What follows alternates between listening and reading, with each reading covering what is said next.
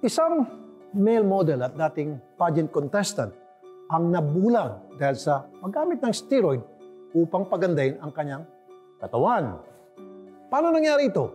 At kumusta na kaya ang kanyang kalagayan?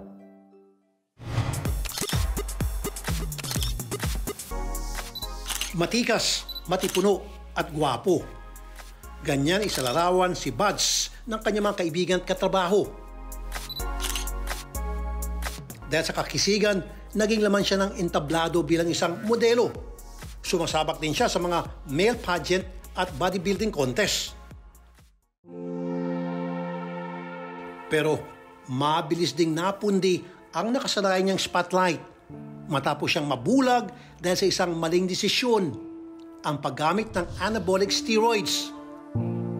Ginagamit ng mga bodybuilders ang anabolic steroids para sa muscle mass, strength at endurance, pati na rin sa faster recovery. Ito ay isang synthetic substance. Natry ko pong mag-inject ng steroid. Ang palaki ng katawan. 2016, nag-inject ako, edad ko po noon 21. Tapos after 2 years, lumabas po yung glaucoma ko. Mga 2018 po, nabulag ako. Isang beses lang siyang gumamit ng steroids para mas mapaganda pa raw ang kanyang katawan. Pero desisyong itong habang buhay niyang pinagsisisihan.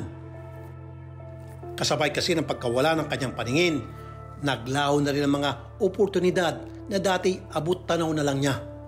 Marami akong racket na sumasali ako sa mga pageant.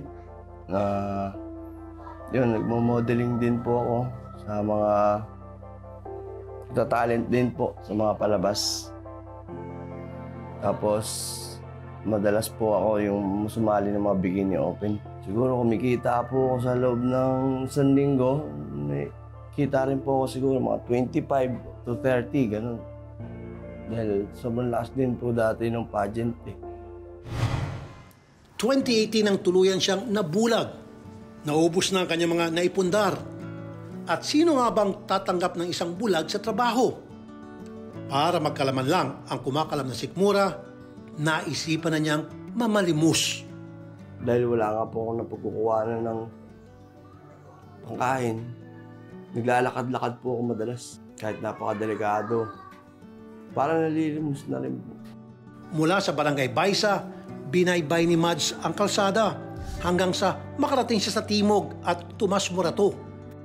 Kumakapa-kapa, nagbabakasakaling makatanso ng kaunting awa. Sa likod ng panalangin na sana'y malimusan sa mga sandaling yun, baon niya ang pag-asang may makakita sa kanya ng mga dating katrabaho at siya'y kaawaan. Isa na rin po dahil naglalakad po ako, yung makita po ako ng mga handler ko dati. Makasamahan ko para matulungan din po ako. Kaya ako naglalakad-lakad. Kasi kung hindi po ako maglalakad-lakad, hindi po nila ako malalaman yung kalagayan ko. Pero dahil sa kanyang kalagayan, ilang beses na rin nalagay sa panganib ang kanyang buhay. Hindi exempted ang may kapansanan sa mga kriminal. Andyan yung minsan na bubuli po ako sa daan. Napakadelikado. Tulad nung nakaraan na natutukan po ako ng baril. Hanggang sa, sinasaktan ako minsan ng iba. Minsan, yung maahagip po na sasakyan, lagi po yun.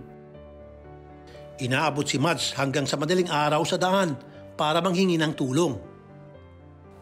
Sa ganitong sitwasyon siya nakita ni JR, kaya naisipan itong ipanawagan siya sa social media. Ngayon nandito po si Maljubo. Ito po, dati siyang model. Lumalaban sa Ngayon po na may tama po siya sa mata. Ano po ba nangyari sa mata niyo kaya? Nagkaroon po ng glaucoma dahil sa steroid. Dahil po sa steroid. Ngayon po nandito po siya Tomas Morato, nahingi po ng tulong. Pinapakita niya yung resibo sa gamot niya. Ang kwento niya noon, mga ilang araw na daw siyang hindi nakakapagpatak noon. Sabi niya noon, hihingi lang daw siya ng tulong kasi nga ilang araw nang hindi nakakapagpatak ng gamot niya dun sa mata niya. Yung mga oras na yun, wala rin kaming maibigay sa kanya eh. Mahina rin yung gawa noon. So sabi ko, paano ko siya matulungan? Sabi ng kasama ko, i-video mo.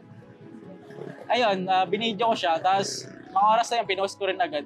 Tapos, nilagay ko na lang doon na baka sakaling kahit pa paano may mabuting loob. Nilagay ko yung number niya, tapos yung pangalan. Maging ang ilang tindera sa lugar, pamilya na rin sa kwento ni Mads. Kinuwento niya po na yun niya, may anak daw siya, hindi na nga daw siya makapagtrabaho, tapos wala naman daw kung tumutulong sa kanya. Kaya namamalim mo siya para yata sa maintenance po sa mata niya. Madilim man ang mundo ni Mads, tumatanaw pa rin siya ng pag-asa na balang araw magkaroon siya ng permanenteng pagkakitaan. Ito ang nakikita niyang paraan para masuportahan ang anak na ngayon pansamantalang nawalay sa kanya dahil sa kanyang kalagayan. Sana po magkaroon po ako ng pagkabuhayan po. Tindahan po sana. Sari-sari store. Para hindi na po siya lalayo. Sana po matulungan niyo po ako. Inagawa na ng paningin, inagawan pa ng pangarap. Anong pag-asang makabaon pa muli si Muhammad Hugo? Sa mga gustong gumamit or mag-inject po ng steroid, pampalaki ng katawan, huwag na lang po i-try. Kasi hindi siya talaga maganda eh. Kung may babalik lang sana ni Mads ang panahon, hindi na niya sana sinubukang magturok ng anabolic steroid.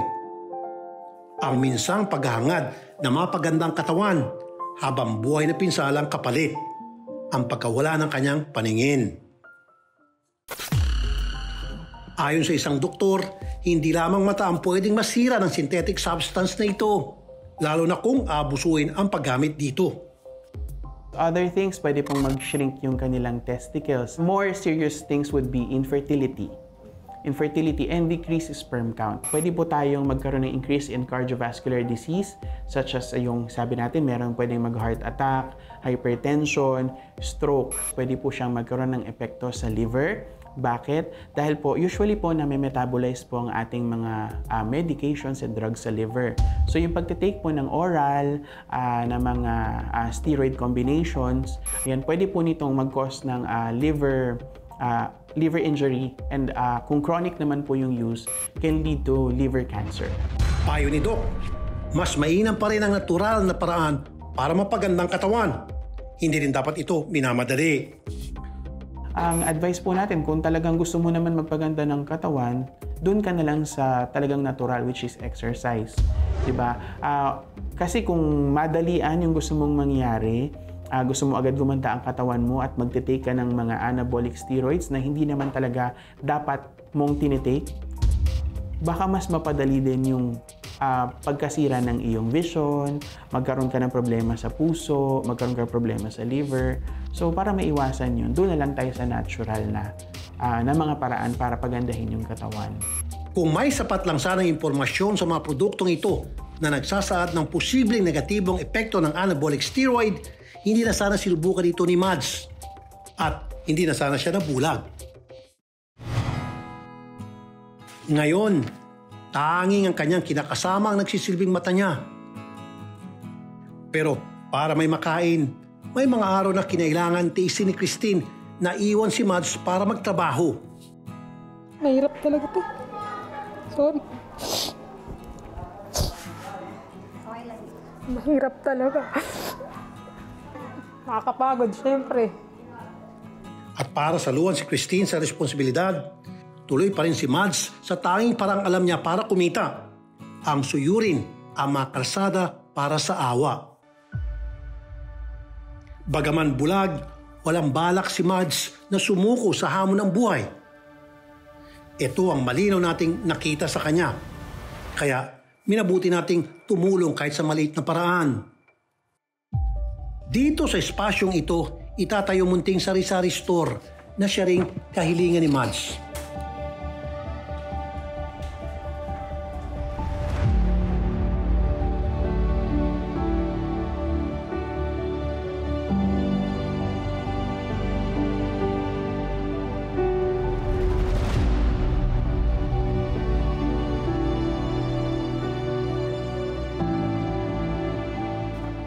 Habang inaayos ng mga paninda, kitang-kitang pag-asa ni Mads na marahil ito na ang simula ng pagbabago sa kanyang buhay.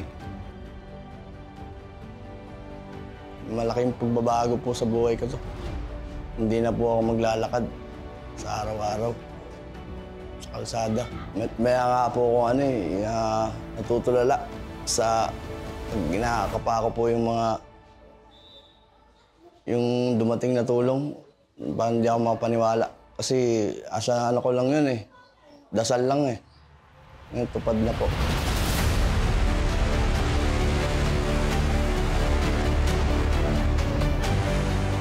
Sa tulong ni Christine, magkatuwang daw nilang pagyayamanin ang munting tindahan.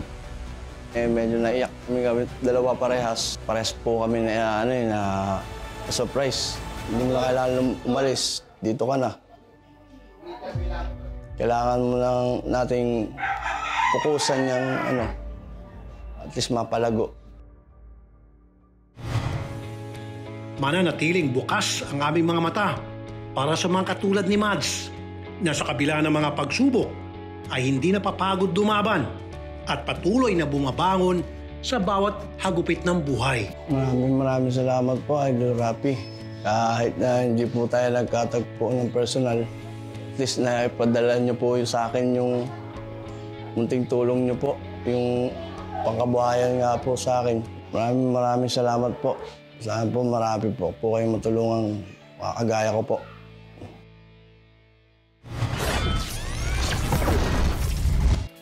Normal lang siguro sa tao na nanaisin ang pinakamaganda at pinakagwapong bersyon niya.